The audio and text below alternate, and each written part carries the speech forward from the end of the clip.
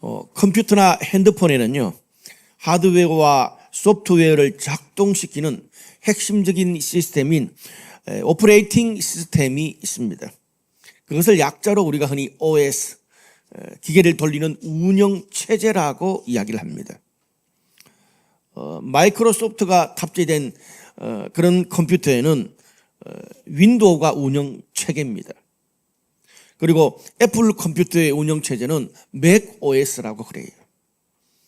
이렇게 기계의 OS, 운영체제가 달라지면 작동하는 시스템이 바뀌기 때문에 플레이하는 세상이 달라질 수밖에 없습니다. 아이폰을 쓰다가 삼성 핸드폰으로 바꾸게 되면 그동안 사용했던 모든 그런 프로그램과 어플을 새롭게 다 깔아야 됩니다. 그리고 그 새로운 시스템에 익숙해질 때까지 짧게는 며칠, 길게는 몇 주가 걸릴 수도 있습니다. 인간의 삶도 동일합니다. 우리 삶의 변화를 시도하려 그러면 한순간의 결심으로 되어지지 않습니다. 생각, 마음, 행동의 패턴에 이르기까지 내면과 삶의 OS가 바뀌어야 우리 삶의 변화가 일어납니다. 오늘은 2025년 마지막 주일 예배입니다. 말씀을 듣고 한 해를 잘 정리하고 또 하나님께서 우리들에게 주시는 새로운 비전, 또 새로운 변화의 열매를 우리 모두가 거두게 되기를 바랍니다. 사무엘상 7장은요, 이스라엘 백성이 새로운 영적 리더 사무엘과 함께 과거에 살았던 그런 삶을 정리하고 하나님의 말씀을 따라서 신앙과 삶의 새로운 전기를 마련하고 회복되어 가는 과정을 잘 보여주고 있습니다. 이렇게 새롭게 변화되기를 원하는 이스라엘 백성들에게 사무엘이 설교로 제안한 것이 뭘까요? 오늘 3절 말씀에 요약되어서 나옵니다. 사무엘이 이스라엘 온 족속에게 이르되 너희가 전심으로 여호와께 돌아오려거든 이방신들과 아스다롯을 너희 중에서 제거하고 너희 마음을 여호와께로 향하여 그만을 섬기라. 그리하면 너희를 블레셋 사람의 손에서 건져내시리라. 그리하면 너희를 블레셋 사람의 손에서 건져내시리라. 오늘 여기에서 우리는 성도들이 하나님 앞에서 전심으로 완전한 변화에 이르려면 세 개의 동사와 마지막에 그리하면이라는 이게 포인트입니다. 그래서 세 개의 동사, 하나님께 돌아오라, 우상을 제거하라, 하나님만 섬기라, 그리하면 너희 원수들에게서 건져내신다, 이렇게 요약할 수 있습니다. 먼저 하나님께로 돌아오라는 단어입니다. 돌아오라, 턴어라운드죠. 가던 길의 방향을 완전히 뒤바꾼다는 말입니다. 이스라엘 백성이 사무엘의 설교를 듣고 지난 20년 동안 하나님의 언약궤를 빼앗기고 자기 뜻대로 살아왔던 그 삶을 회개하고 돌이켜야 변화가 일어난다는 말입니다. 신앙만이 아닙니다. 새로운 삶도요. 우리가 그냥 새해 살 좀 빼겠다고 하는 그런 변화도 내가 걸어왔던 그런 삶의 방향을 돌이키려는 마음을 먹는 것으로 출발합니다. 여러분, 사람의 일에는요, 마음이 없으면 아무리 좋은 것을 줘도 소용이 없습니다. 저는 우리 2025년 한 해를 마지막으로 정리하면서 하나님께서 우리의 신앙, 우리의 삶이 하나님께로 돌이키는 그런 마음을 주시기를 축원합니다. 그 다음에 나오는 단어가 이방신들과 아스다롯을 제거하라, 그렇게 말합니다. 여기 특별히 이방신 바알과 아스다롯을 이야기합니다. 바알은요, 남성신입니다. 남자신. 당시 중동의, 고대 중동의 비바람을 관리하는 신으로 이 땅의 풍요와 결실을 맺게 해주는 신입니다. 아스다롯은 여신이에요. 전쟁과 사랑, 아이를 많이 낳는 다산을 상징하는 여신입니다. 당시 이스라엘 주변의 강대국들, 아시리아, 이집트, 페니키아, 블레셋이 당대 그 주변에서 최고로 성공하고 최고로 강력한 나라인 거예요. 그런데 이스라엘 백성들이 그 강력한 나라들을 자세히 보니까 공통점이 있는데 모두가 다 자기들만의 이방 신들을 섬기더라는 거예요. 그들도 이방신을 섬기고 이스라엘 백성도 하나님을 섬기잖아요. 그런데 자신들은 하나님을 그토록 오랫동안 섬겼지만 여전히 사는 형편도 어렵고 나라도 작고 그 강대국들이 뻑하면 쳐들어와서 자기들이 열심히 준비하고 싸우는 것들을 다 빼앗아 갔어요.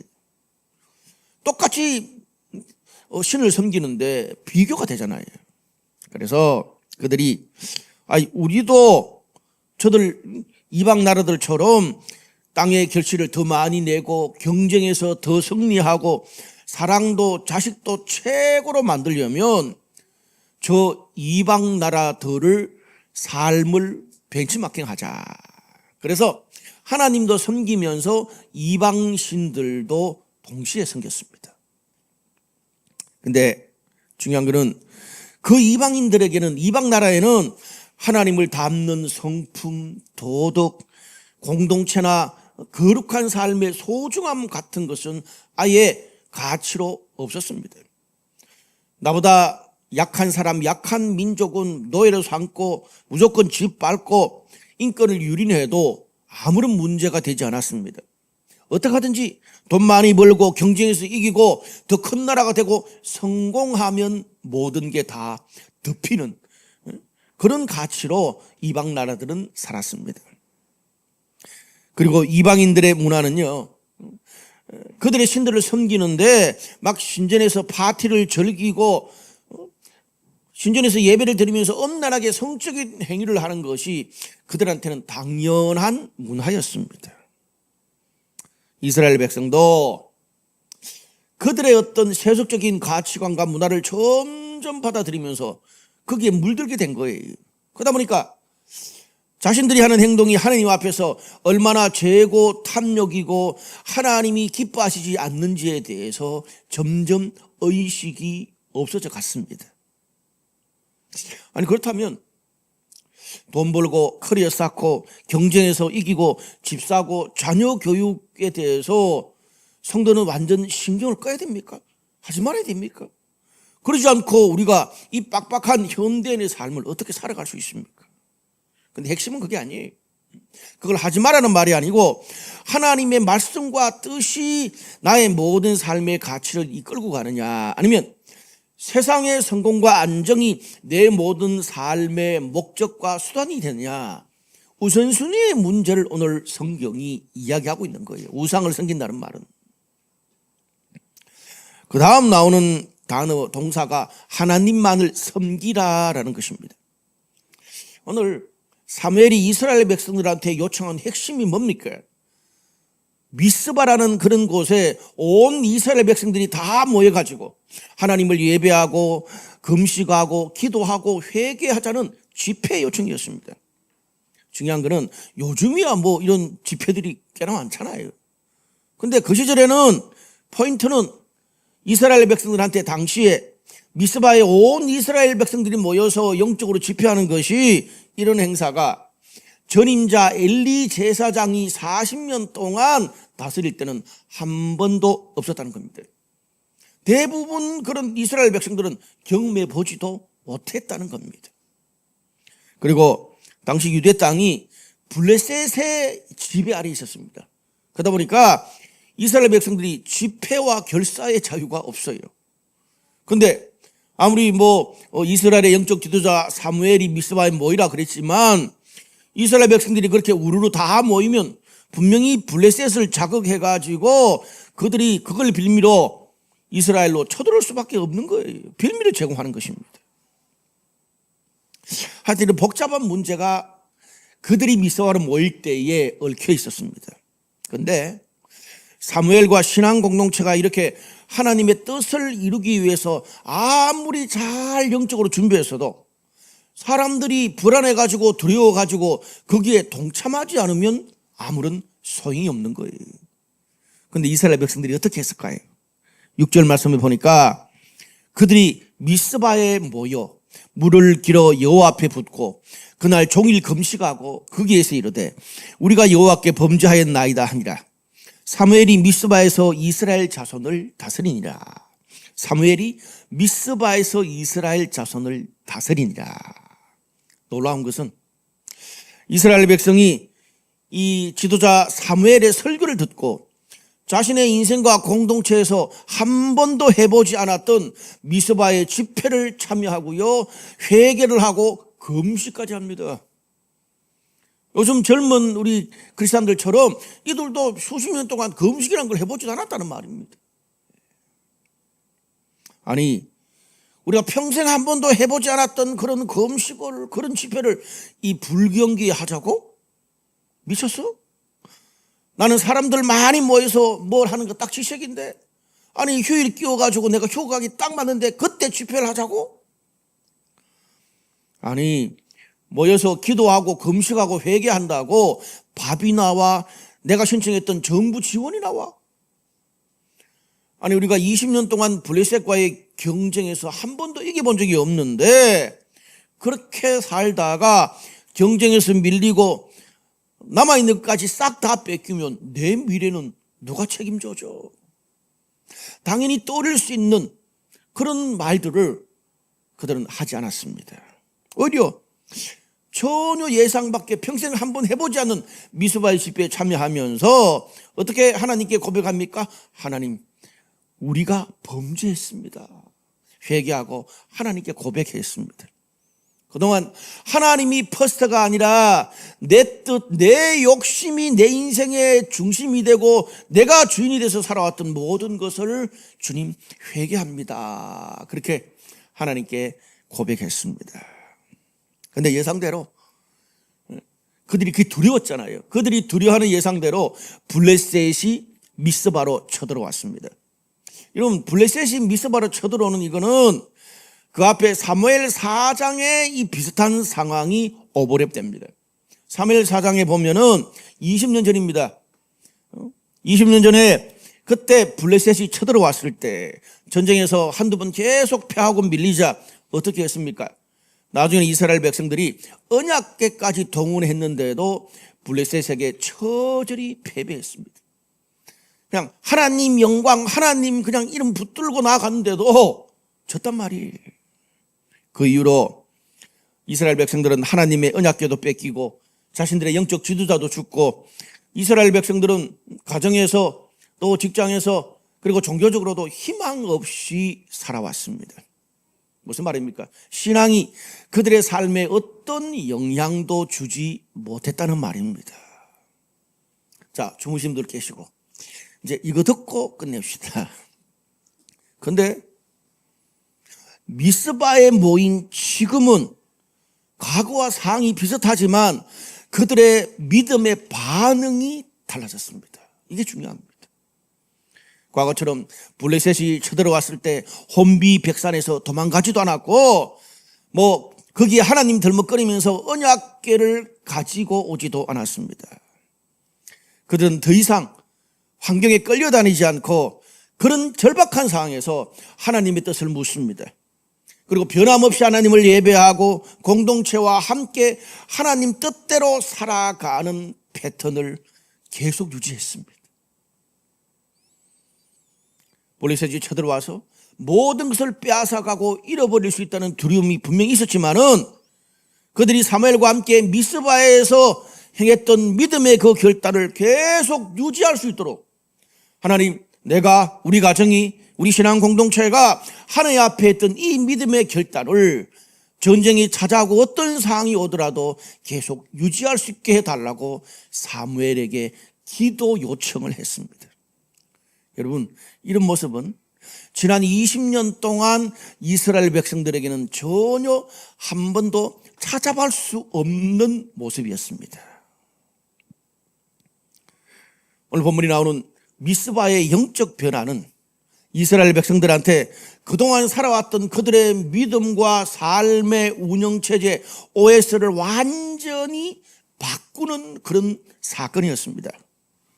그렇게 되자 오늘 본문 6절 말씀에 제가 강조해서 두 번 읽은 사무엘이 미스바에서 이스라엘을 다스렸다라는 말을 성경이 합니다. 무슨 말이에요?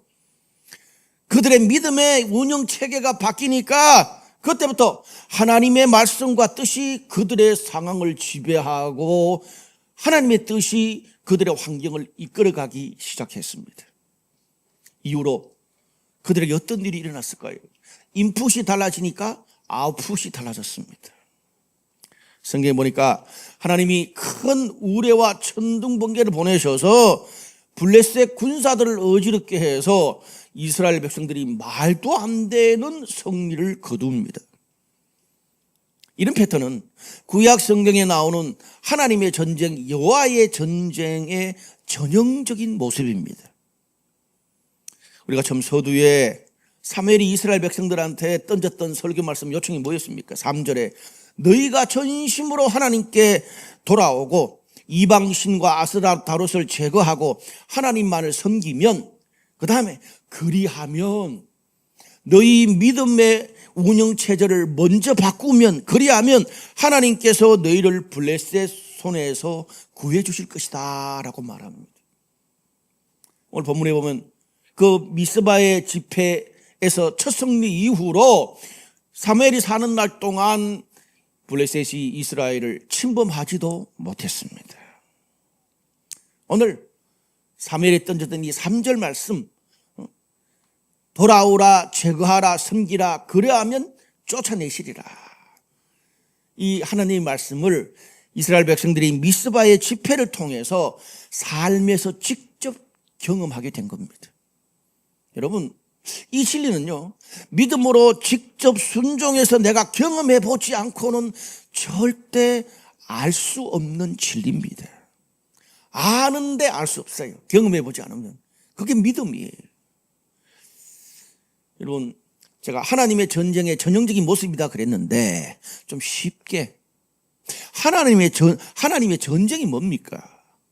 이건요, 성도들은 하나님 말씀과 뜻에 순종하기 위해서 영적 전쟁을 하고 하나님이 당신의 백성을 대신해서 싸워주고 길을 열어주고 이루어주는 것을 말합니다. 성도의 삶에는 두 가지가 있습니다. 하나는 내 힘과 내 열심으로 뛰어다니는 인생입니다. 또 하나의 인생은 하나님이 싸워주시고 하나님이 이상하게 하는 일마다 길을 열어주시는 인생이 있습니다. 똑같이 열심히 살고 똑같이 뛰어다니지만 그 두 부류의 삶의 목표, 믿음의 태도, 결과가 다를 수밖에 없습니다. 이것은요, 믿음의 눈으로만 해석되고 볼 수 있는 것입니다. 여러분, 만약에 우리가 광야에 나가가지고 우리가 준비할 수 있는 도구들을 다 가지고 하루 종일 메추라기를, 새들을 하루 종일 잡는다면 몇 마리 잡겠습니까? 한두 마리 겨우 잡을까 말까 할 겁니다. 그런데 하나님이 도와주셔서 하루 종일 새를 잡으면 몇 마리 잡겠습니까? 그건요, 성경에 나오는 것처럼 이스라엘 백성들이 매일 광야에서 메추라기를 먹었던 그런 역사를 경험하게 되는 겁니다. 똑같이 열심히 하지만 다르잖아요. 오늘 본문의 3절과 비슷한 말씀이 나오는데 비슷한 패턴이 마태복음 6장 33절입니다. 너희는 먼저 그의 나라와 그의 의를 구하라. 그리하면 이 모든 것을 너희에게 더하시리라. 비슷한 패턴이잖아요. 예? 여기에 두 가지 동사가 나오고 그리하면 준다는 거예요. 너희는 먼저 그의 나라와 의를 구하라. 그리하면 모든 것을 너희에게 더하신다. 여러분, 하나님께서 내가 애써서 평생 모아놓은 것을 빼앗기 위해서, 우리를 더 혼란스럽기 위해서 이런 말씀을 주는 게 아닙니다. 오히려 그런 여러 가지 사건, 사고 속에서 하나님을 향한 나의 모습, 우리 가정의 모습, 우리 공동체의 믿음을 보기 원하십니다. 더 많은 것을 열어주고 더 많은 것을 채워주기 위해서 이 말씀 주십니다. 말씀의 결론을 맺겠습니다. 오늘 12절 말씀을 보면 미스바에서 이 하나님의 도움, 하나님의 전쟁을 통해서 이스라엘 백성들이 승리를 하자 사무엘이 그것을 기념하기 위해서 돌로 기념비를 세웁니다. 그 기념비 돌 이름이 에벤에셀입니다. 흔히 찬양도 있고 우리 기도도 그렇게 하잖아요. 여러 교회에서 어떤 구호로도 씁니다. 에벤에셀의 뜻이 하나님이 여기까지 우리를 도우셨다. 2025년 한 해 에벤에셀의 하나님이 여기까지 우리를 도우셨습니다. 그런데 여러분, 이스라엘이 출애굽할 때는, 이스라엘이 광야 40년을 지낼 때는 이런 하나님의 도우심과 전쟁을 통해서 승리한 경험과 기념비 세운 게 정말 많았습니다. 홍해를 건너고 기념비 세우고 요단강을 건너고 기념비 세우고 아말렉 족속한테 이기고 노래를 부르고 춤추고 정말 기념비와 세레모니가 많았습니다.